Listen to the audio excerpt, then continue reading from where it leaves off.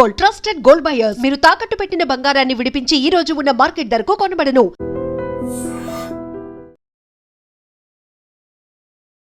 New year అందరూ కూడా సెలబ్రేషన్లో నిమగ్నమైన సిచ్యువేషన్లో కొన్ని విషాదకర ఘటనలు ఎంత బాధ కలిగిస్తాయంటే, యాక్చువల్లీ నాగర్ కర్నూలు జిల్లా కల్వకుర్తికి సంబంధించిన ఒక కుటుంబం కథ అనుకోవచ్చు ఇది. ఎందుకంటే భర్త ఒక 40 రోజుల క్రింద భర్త చనిపోయిండు, మరి అనారోగ్యంతో చనిపోయాడు అన్నటువంటిది అక్కడ ఉన్నటువంటి వాళ్ళు స్థానికులు చెప్తున్నటువంటి మాట. వీళ్ళు అంటే ఒక చిన్న కుటుంబము, ఒక కుమార్తె, కుమారుడు, భార్య, అట్లాగే భర్త. వీళ్ళందరూ కూడా వాళ్ళ కష్టార్జితంగా వాళ్ళ కుటుంబాన్ని నెట్టుకొస్తున్నటువంటి టైంలో ఒక్కసారిగా భర్త అనారోగ్యంతో చనిపోయాడు 40 రోజుల క్రితం. అప్పటి నుంచి కూడా భార్య, ఆమె పేరు వచ్చేసి ప్రసన్న, తట్టుకోలేకపోయింది.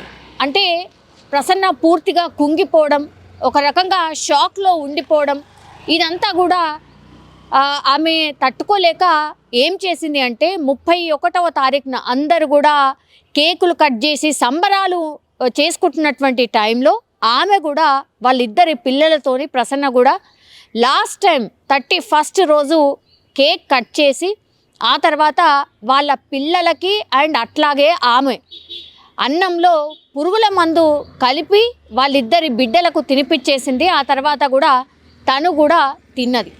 దీంతో ఒక్కసారిగా ఈ పురుగుల మందు సేవించడం అనేది ఈ మధ్యకాలంలో చాలా పెద్ద ఎత్తున పెరిగిపోయింది. అండ్ వెంటనే కూడా ఈ పురుగుల మందు ఎంత పాయిజనస్ అంటే వెంటనే మనుషులు చనిపోతారంట కూడా.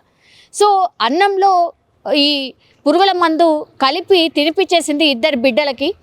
కానీ కొడుకు ఎట్లనో కొన ఊపిరితో బయటపడ్డాడు. కానీ కూతురు అట్లాగే ప్రసన్న, అంటే భార్య ఎవరైతే ప్రసన్న ఉన్నారో తను, అట్లాగే కూతురు, వాళ్ళిద్దరు కూడా ఆ అన్నం తిన్న తర్వాత చనిపోయారు. కానీ కొడుకు మాత్రం కొన ఊపిరితో ఇప్పుడు హాస్పిటల్లో ట్రీట్మెంట్ తీసుకుంటున్నటువంటి సిచ్యువేషన్.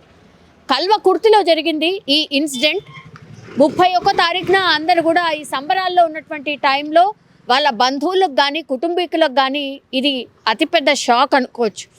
ఎందుకంటే ఎవరు కూడా ఎక్స్పెక్ట్ చేయరు కదా ఇట్లా ఒక ఇన్సిడెంట్ జరుగుతుంది. అది కూడా 31వ తారీఖు తర్వాత 1వ తారీఖు చాలామంది డిఫరెంట్ అంటే గుడికి వెళ్దామను ఇంకేటో అని చాలామంది ప్లాన్స్ చేస్తూ ఉంటారు. కానీ 40 రోజుల క్రితమే భర్త చనిపోయిన తర్వాత ఇంకా నేను ఉండలేను, నేను బతకలేను, భర్త లేకుండా నేను అసలు నెట్టుకు రాలేను, నా కుటుంబాన్ని నేను పోషించలేను అనుకుంది. కాబట్టే ఇంత పెద్ద డిసిషన్ తీసుకుంది అని వాళ్ళ కుటుంబీకులు అయితే చెప్తున్నారు. కానీ ఈ ఇన్సిడెంట్ తెలిసిన వాళ్ళు కూడా అందరూ కూడా ఒకటే బాధపడుతున్నారు.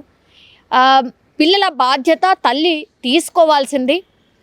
ఒకరు లేకపోయినా ఇంకొకరు, అంటే సింగిల్ పేరెంటింగ్ అనేది కూడా చాలామంది చాలా గొప్పగా నెట్టుకొస్తున్నారు. అట్లాంటి వాళ్ళని ఆదర్శంగా తీసుకొని బాధ అయినా కష్టమైనా ముందుకు సాగాలి, కానీ ఇట్లా తనువు చాలించొద్దు అని చాలామంది చెప్తున్నారు. మన పెద్దవాళ్ళు కూడా అదే చెప్తారు. ఇప్పుడు 40 రోజుల క్రితం వాళ్ళ భర్త చనిపోయిన తర్వాత ఆమెకి ఎంతమంది చెప్పినా ఏమి చెప్పినా ఆమె కోలుకోలేకపోయింది.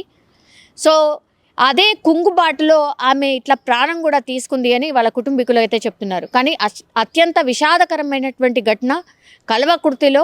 అందరికి కూడా ఈ ఏమంటారు కొత్త సంవత్సరంలో ఇట్లాంటి విషాదకరమైనటువంటి వార్త వింటామనుకోలేదని ఆ కుటుంబానికి సంబంధించే కాదు, ఈ వార్త తెలిసినటువంటి వాళ్ళు కూడా అందరూ బాధపడుతున్నటువంటి సిచ్యువేషన్ అయితే కనిపిస్తోంది.